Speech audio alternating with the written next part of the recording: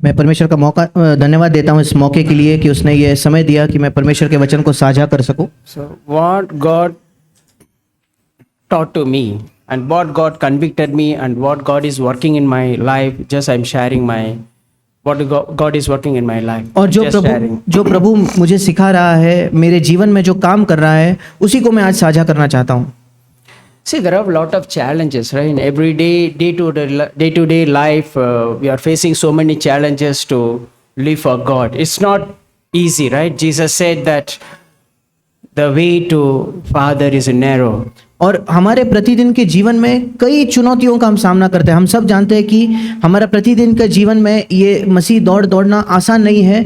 यीशु ने स्वयं कहा था कि पिता की ओर जाने वाला जो मार्ग है वो बहुत सकरा है। So desire Jesus and desire to live for God. It's it is a challenge in our life. और इसलिए यीशु की इच्छा रखना और हर समय यीशु की चाहत रखना या यीशु के लिए जीवन जीने की चाहत रखना, ये बड़ी चुनौती है हमारे जीवन में। But that's why God given us His Holy Spirit, His helper. इसी वजह से परमेश्वर ने हमें अपना पवित्र आत्मा दिया है, वो हमारा सहायक है। And let's turn with me Psalm 72 verse 25. और आप सब मेरे साथ निकाल सकते हो भजन संहिता उसका 73 उसका 25 वचन। Psalms 73 verse 25. भजन संहिता उसका 73 अध्याय और उसका 25 वचन। So this is a word of David, King David. ये राजा दाऊद का ये एक वचन है। So whom I have in heaven but you. और दाऊद राजा कहता है कि स्वर्ग में मेरा और कौन है, And beside you I desire nothing on earth. और तेरे संग रहते हुए, इंग्लिश में लिखा है तेरे अलावा इस पृथ्वी पर मैं और कुछ नहीं चाहता। This is always in my heart that God is speaking to me that the word should become flesh and true in my life. और हर बार मेरे हृदय में प्रभु मुझसे बात करता है कि ये वचन मेरे जीवन में मांस और सच्चा हो जाना चाहिए। Lord, I have only one life on this earth to live. प्रभु मेरे पास इस पृथ्वी पर जीने के लिए एक ही जीवन है। I don't have a second chance. मुझे कोई दूसरा मौका नहीं मिलने वाला। So in this earth, when I live on this earth in my flesh, and I desire nothing on this earth but you alone, Lord. और इस पृथ्वी पर जब मैं जीता हूँ प्रभु, इस पृथ्वी पर तेरे अलावा मेरी कोई और इच्छा नहीं है। And we also sang in Hindi song, we sang, Lord, my life, Lord, I lift up your name. और हमने हिंदी में भी ये गीत गाया था कि प्रभु तेरा नाम है महान, या मैं तेरे नाम को ऊंचा उठाता हूँ। And you are enough in my life. और हम कह रहे थे कि प्रभु तू पर्याप्त है मेरे जीवन में। And your love and your compassion and your grace and your mercy upon us, upon me, and your patience towards me, that's enough for me to desire you and to love for you, to live for you. प्रभु तेरा प्रेम, तेरी दया, तेरा तरस जो है वो मेरे जीवन में पर्याप्त है कि मैं तेरे लिए जीवन जीऊं। And so it is David said this word. This is the spirit of disciple of Christ. और ये जो वचन दाऊद ने कहा, ये यीशु के शिष्य की एक आत्मा है। And this is the Christ-centered life. I'm desired Jesus and live for Him. This is a Christ-centered life. और यही एक मसीह केंद्र जीवन है कि मैं यीशु की इच्छा भी रखता हूँ और उसके लिए जीवन जीता हूँ। This also means Jesus is everything to me. इसका ये भी मतलब होता है कि यीशु मसीह मेरे लिए सब कुछ है। And in other words, I can say that Jesus is in my life. He is the first and He is a priority, everything.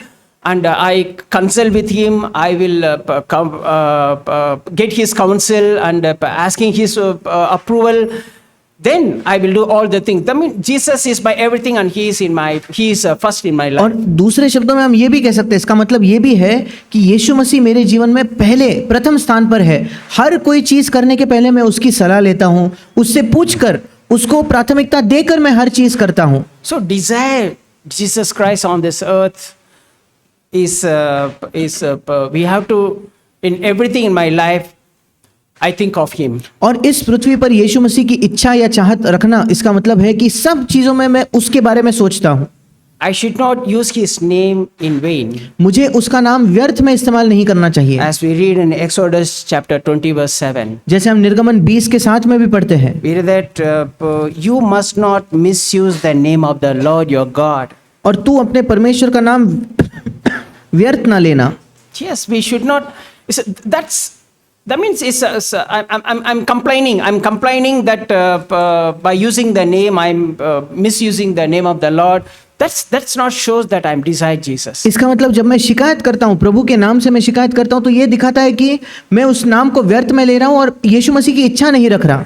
And I should not misuse His grace. और उसके अनुग्रह का भी मुझे गलत फायदा नहीं उठाना चाहिए। And I should not misuse God's opportunity. He giving so many opportunity for me to overcome the sin, to overcome all my weaknesses. I should not take it for granted. I should not misuse it. That doesn't show that I really love Jesus. और जब प्रभु मुझे मौके देता है, मुझे इतने सारे मौके मिलते हैं पाप पर विजय पाने के लिए या मन फिराने के, उसे मुझे व्यर्थ में नहीं लेना चाहिए, हल्के में नहीं लेना चाहिए। ये अगर मैं इसे हल्के में लेता हूं तो मैं यीशु की इच्छा नहीं रख रहा। So we are in the period of God's grace.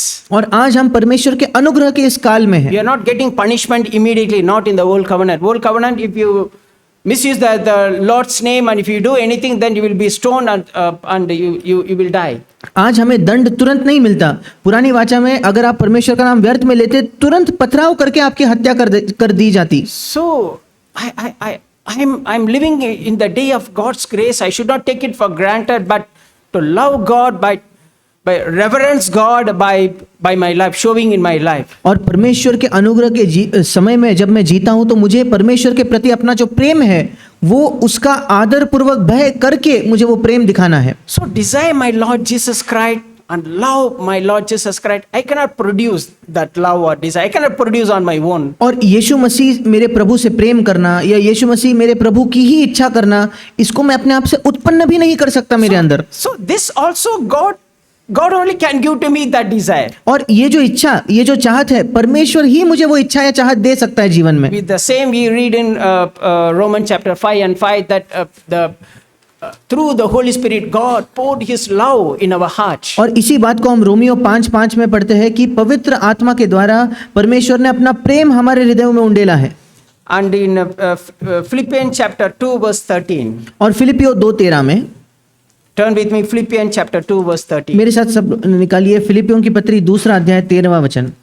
For God is working in you, giving you the desire. That means God is giving me the desire to love Him, to live for Him, to stand for Him in all circumstances, and the power to do what pleases Him. क्योंकि परमेश्वर ही है जिसने अपनी स्वेच्छा निमित्त तुम्हारे मन में इच्छा, इसका मतलब प्रभु से प्रेम करने की इच्छा, प्रभु के लिए जीवन जीने की इच्छा उसी ने डाली है, और काम या क्षमता दोनों बातों का करने का प्रभाव डाला है। So but God knows that nothing good in my flesh. I cannot love Him, I cannot desire Him, I cannot do His will without His help. God knew that. That's why He given us His Holy Spirit. He poured His love through His Holy Spirit. And here we say that God also giving me the desire, the will and the ability to do that. और परमेश्वर ने ही मुझसे प्रेम किया है, परमेश्वर ने ही मेरा उद्धार किया, और यहाँ लिखा है कि वही मुझे इच्छा भी देगा और सामर्थ भी देगा उस इच्छा को पूरा करने के लिए। It's like God giving a check is $1 million. ये बिल्कुल ऐसा है कि परमेश्वर हमें कोई चेक देता है $1 मिलियन का। Okay, I receive God and keep put in my locker. और That check I put in my locker, does it means anything? और उस Is it useful? $10 लाख का चेक अगर मैं ले लूं, जाकर अपने लॉकर में रख दूं, तो इसका कोई फायदा होगा क्या?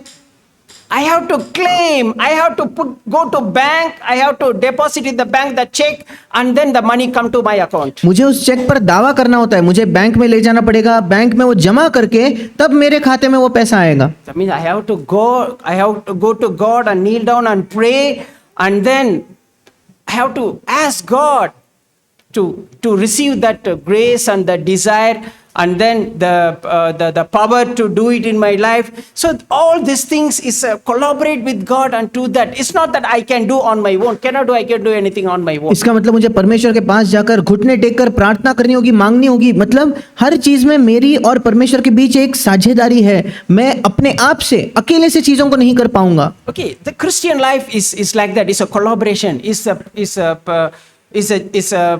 actually my company is a JV. It's a joint venture company. Whatever the product we are producing, it's not two companies there. It's one Singapore company and one Indian company. All the product we call this is a JV product.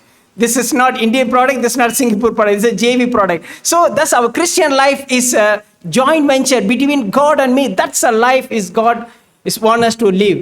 और हमारा मसीह जीवन जो है वो एक साझेदारी का जीवन है, परमेश्वर और हमारे बीच की साझेदारी। मैं जिस कंपनी में काम करता हूँ उस कंपनी को जॉइंट वेंचर कहा जाता है। जॉइंट वेंचर मतलब एक कंपनी सिंगापुर की है, दूसरी कंपनी भारत की है, दोनों ने मिलकर उस कंपनी को बनाया है। इसलिए जो भी चीज़ हम बनाते हैं उस उत्पादन को हम कभी नहीं कहते कि ये भारत में बनाया हुआ, हम कभी नहीं कहते कि ये सिंगापुर का है, हम कहते कि ये मिलकर दोनों के साझेदारी से बनाया हुआ ये उत्पादन है।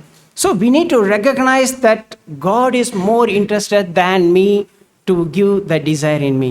और इसका मतलब ये है कि परमेश्वर की ज्यादा दिलचस्पी है कि मेरे अंदर उस इच्छा को वो उत्पन्न करे। And God is more interested me to live a godly life and to desire Him. और परमेश्वर की ज्यादा चाहत है कि मैं एक पवित्र जीवन जीकर उसकी चाहत करता रहूं। So I need to examine my life. इसीलिए मुझे अपने जीवन को परखने की आवश्यकता है। So where I'm desire on this earth. और इस पृथ्वी पर मेरी So इच्छा, where is my desire on this earth? इस पृथ्वी पर मेरी इच्छा आज कहाँ लगी हुई है? Am I desire myself more than God? क्या मेरी इच्छा मुझ पर ही लगी है प्रभु से भी ज्यादा? Am I desire money more than God? क्या पैसे की इच्छा परमेश्वर से ज्यादा मैं रखता हूँ क्या? Am I desire my husband, my wife, my children, my parents, my relatives more than Christ? मेरा पति, मेरी पत्नी, मेरे बच्चे, मेरे माँ बाप, मेरे रिश्तेदार प्रभु से ज्यादा इन पर ही मेरी चाहत लगी हुई है क्या? Am I desire my job, my status more than my Lord Jesus Christ? और मेरी इच्छा मेरी नौकरी पर, मेरा इस समाज में जो स्तर है, जो पद है, उस पर प्रभु से भी ज्यादा इन चीजों पर मेरी इच्छा है क्या? Or anything on this earth that's I desire that more than God?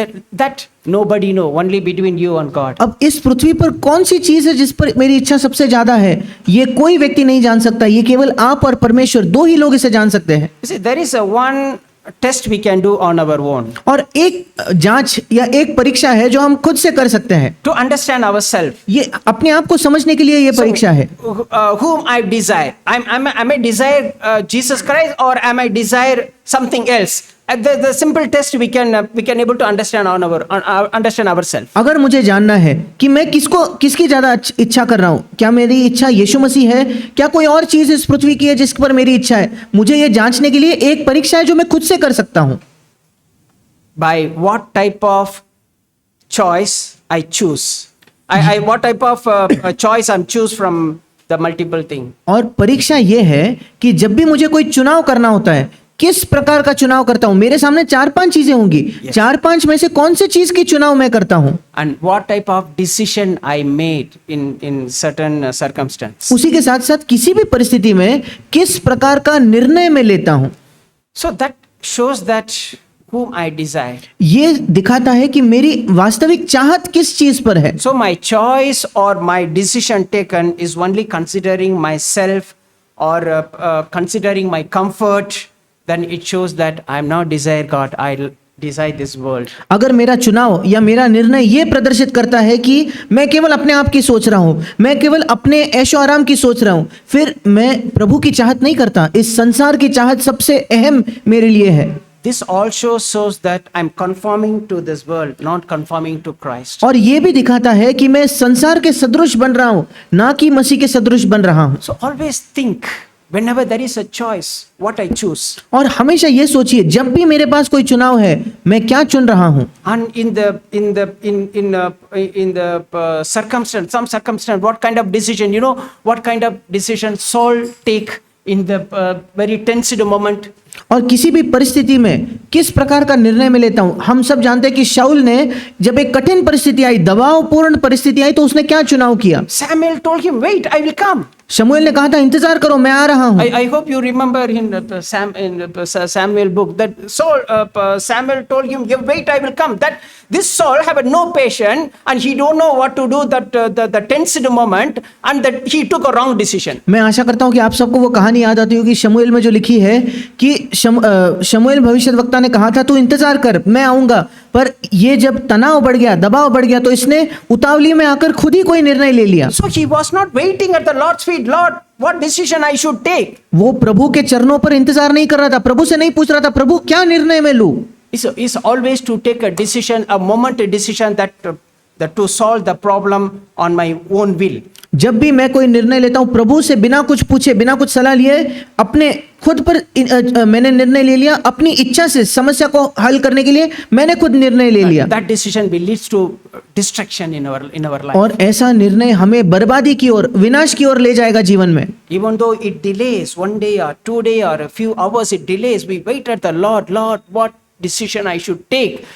Then that shows that I desire Jesus Christ more than anything on this earth. अगर हमारे निर्णय में विलंब भी लगे, 1 दिन लगे, 2 लगे, हम कहे प्रभु मैं तेरी ओर से एक मार्गदर्शन चाहता हूं, फिर निर्णय लूंगा, ये दिखाता है कि हमारी चाहत परमेश्वर यीशु मसीह है इस पृथ्वी पर। I made so many times I mistake that I didn't counsel with God. I take a decision, then I end up with so many issues. मैंने कई बार अपने जीवन में देखा है कि मैंने प्रभु की सलाह न लेते हुए खुद से कोई निर्णय ले लिया और कई समस्याओं का सामना केवल उस मेरे निर्णय से की वजह से हुआ। Sometime I made mistake, then my wife also told me that don't take decision immediately. Let's wait at the God's feet. Let's take decision.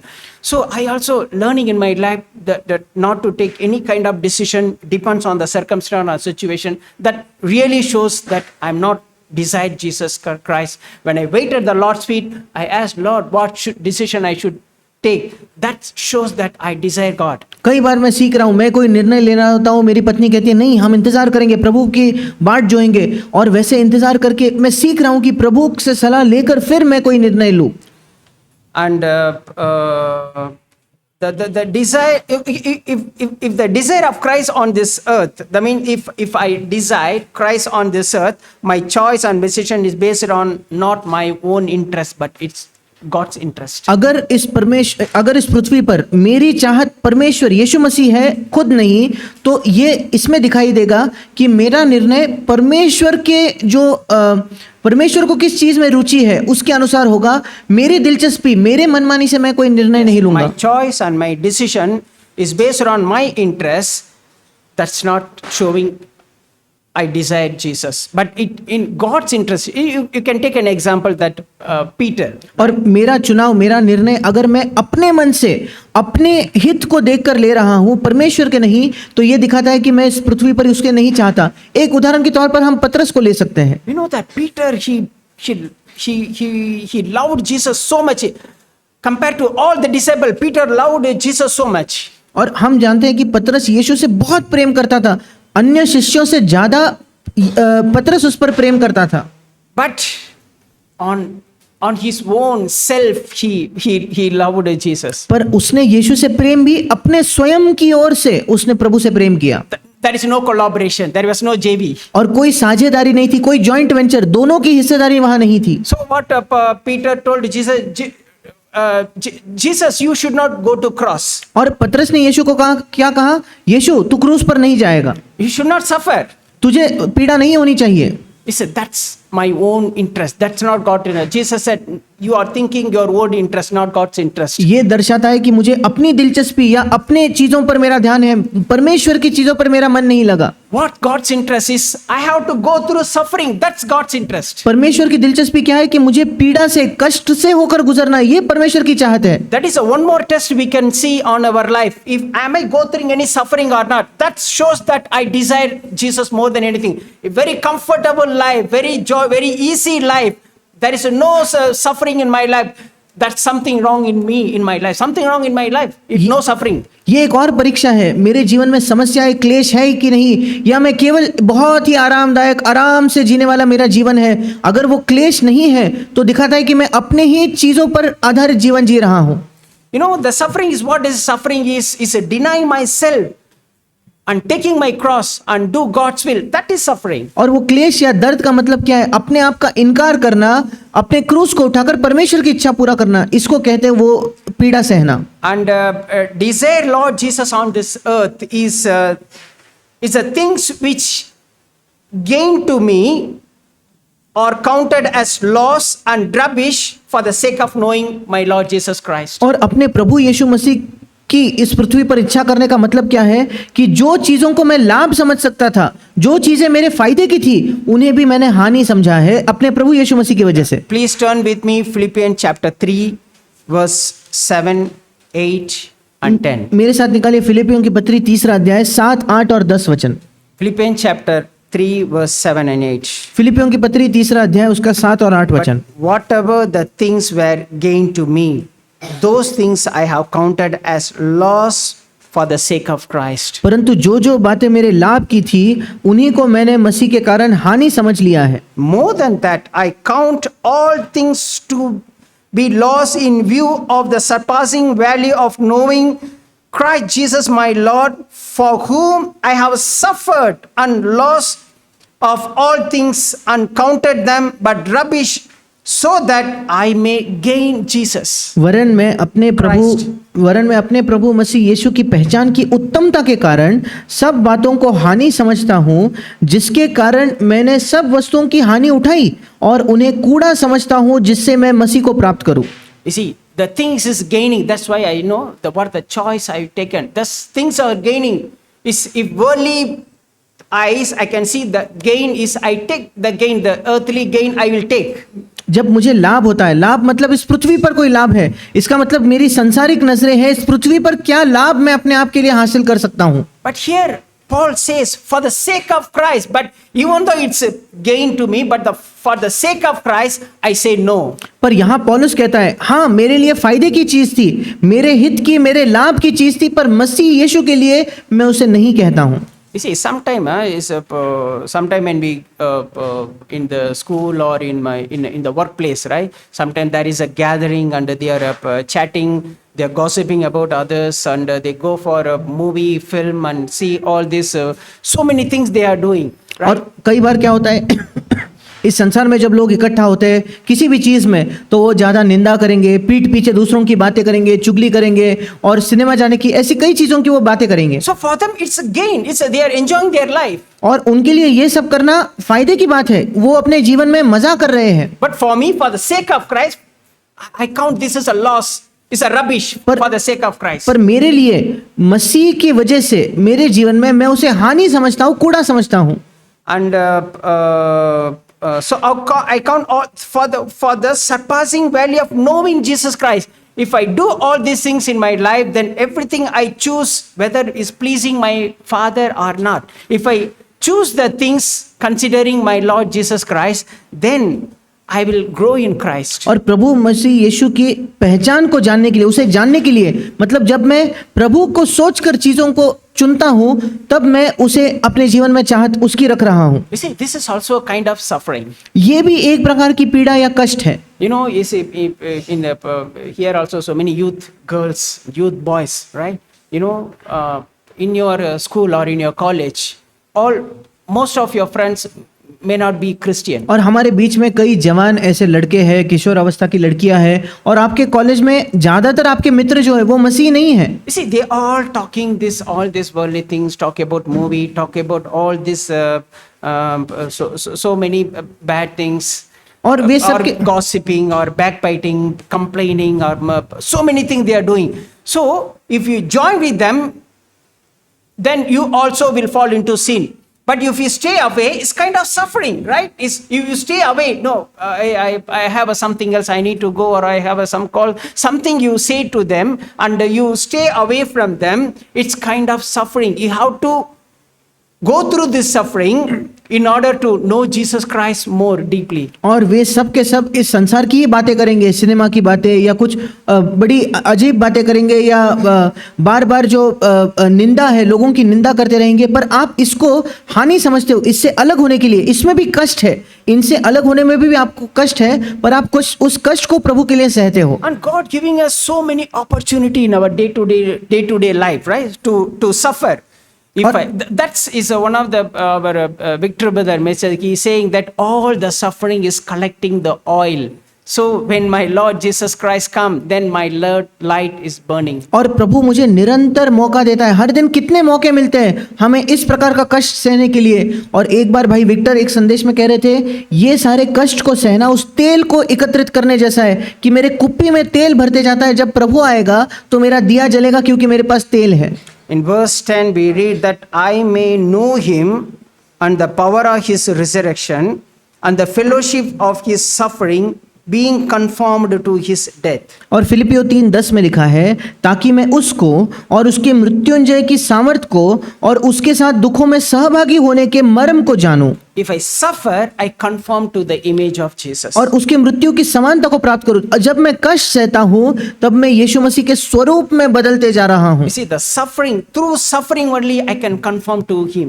और इस कष्ट के द्वारा ही मैं उसके सदृश बन सकता हूं। If I not suffer, then I conform to this world. अगर मैं नहीं कष्ट सहता तो मैं संसार के सदृश ही बनते जाऊंगा। And it is impossible to desire Jesus Christ and the world together. और मेरे लिए बिल्कुल असंभव है कि यीशु मसीह और इस संसार दोनों की एक साथ चाहत करना असंभव है। Please turn with me James chapter 4 verse 4 to 10. मेरे साथ निकालिए याकूब उसका 4 अध्याय 4 से 10 वचन। James chapter 4 verse 4 to 10. याकूब 4 से 10। You see the very strong word here the Holy Spirit using. बहुत ही कठोर, बहुत ही बलवंत वचन का इस्तेमाल पवित्र आत्मा यहाँ कर रहा है। You adulteress. और वो कहता है, हे व्यभिचारिणियों, Don't you realize that friendship with the world makes you an enemy of God? क्या तुम नहीं जानते कि संसार से मित्रता करनी परमेश्वर से बैर करना है? I say it again. मैं फिर एक बार कहता हूँ, If you want to be a friend of the world, you make yourself an enemy of God. जो कोई संसार का मित्र होना चाहता है वो अपने आप को परमेश्वर का बैरी बनाता है। I mean, you cannot desire both Christ and the world. इसका मतलब आप मसीह और संसार दोनों की एक साथ इच्छा नहीं कर सकते। That means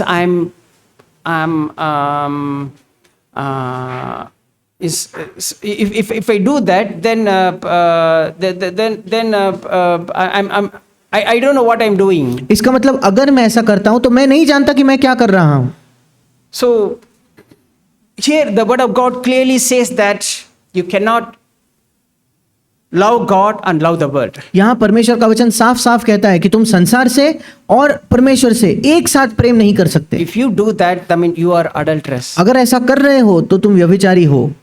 So it's and if you say the next word, that do you think the scripture have no means, says that the God is passionate, that the spirit he has placed within us should be faithful to him. क्या तुम ये समझते हो, 5वां वचन याकूब 4:5, क्या तुम ये समझते हो कि पवित्र शास्त्र व्यर्थ कहता है, जिस आत्मा को उसने हमारे भीतर बसाया है क्या वो ऐसी लालसा करता है जिसका प्रतिफल डाह हो।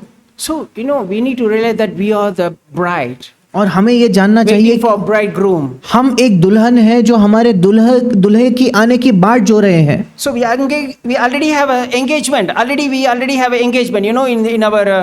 In our life, on this earthly life, we know that first engagement happen, and then after 1 month, 2 months, 3 months, then the wedding will happen. और हमारी सगाई हो चुकी है, हम जानते हैं इस पृथ्वी पर पहले हमारी सगाई होती है, उसके 1, 2, 3 महीने के बाद तब हमारा विवाह होता It's है। just a matter of days. It's already decided that he is a bride and he is a bridegroom. और सगाई होने के बाद तय हो चुका होता है, ये दूल्हा ये दुल्हन है, उसके बाद केवल समय कुछ दिनों की ही बात है। And all of us who accepted Jesus Christ, my Lord, and we took baptism, and we have a covenant with Jesus Christ, and we are the bride. We just a matter of we are waiting for our bridegroom to come, and I should love only my Lord Jesus Christ, not this world. This world, if I love this world, then I become adulteress. और हम सब ने जिसने प्रभु यीशु मसीह से उसको स्वीकार किया है, हम मसीह की दुल्हन बन गए हैं और हम उसकी बाट जो रहे हैं। और अगर मैं इस संसार से प्रेम करने लगूं जबकि मैं उसकी दुल्हन हूं, तब मैं एक व्यभिचारी बनूंगा। Not only to that, I become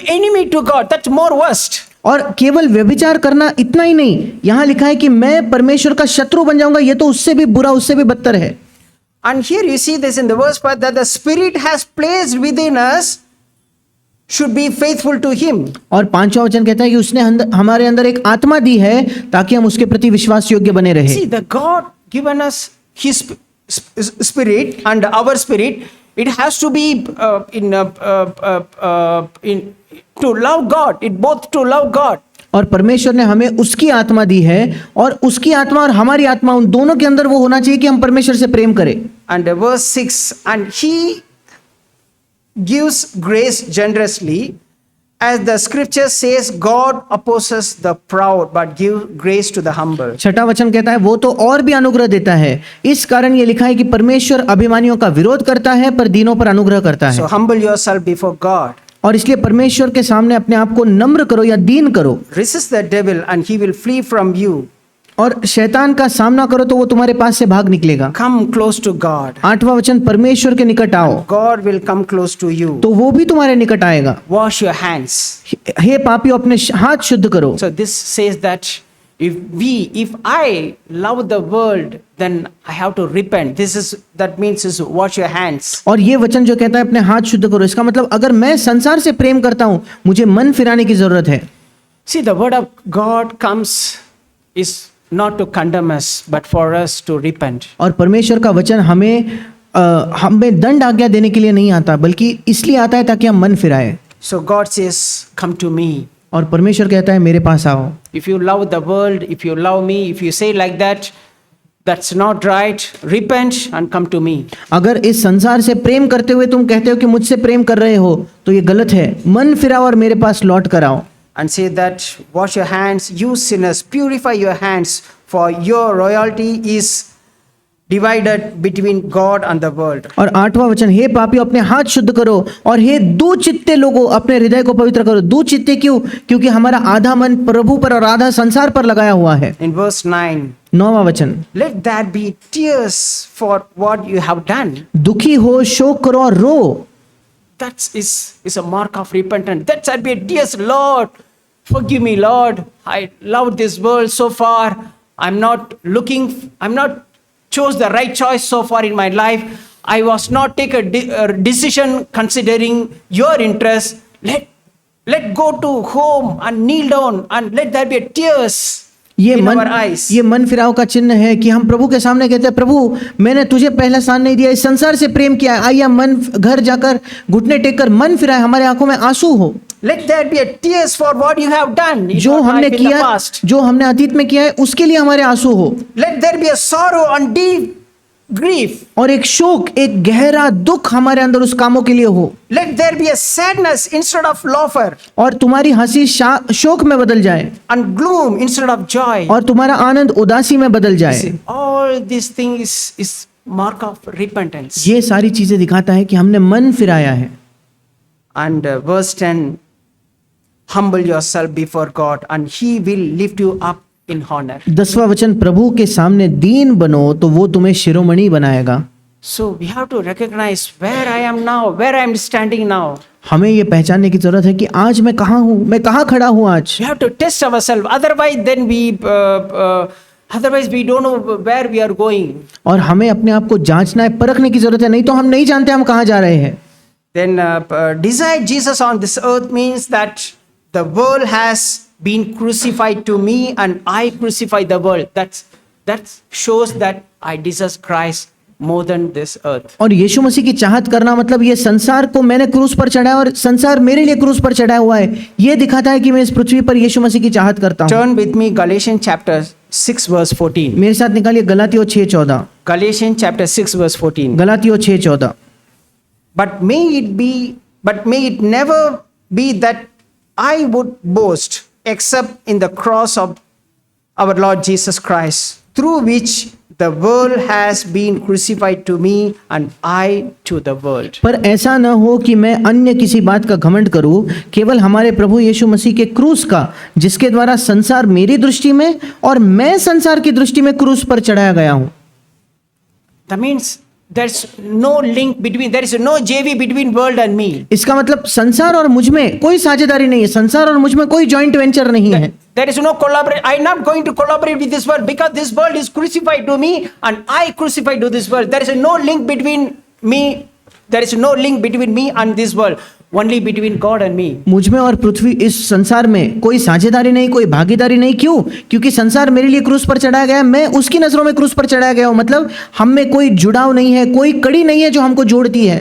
And I am no longer living, but Christ who lives in me. और If I crucify to this world and the word crucify to me, that is no longer me, but Christ living in me. और अगर मेरी नजरों में संसार क्रूस पर है, संसार की नजरों में मैं क्रूस पर हूं, तो फिर मैं नहीं बल्कि मसीह मुझ में जीवित है। Galatians chapter 2 verse 20. गलातियों की पत्री 2 अध्याय 20 वचन। Galatians chapter 2 verse 20. गलातियों की पत्री 2 अध्याय 20 वचन। I have been crucified with Christ. मैं मसीह के साथ क्रूस पर चढ़ाया गया हूं।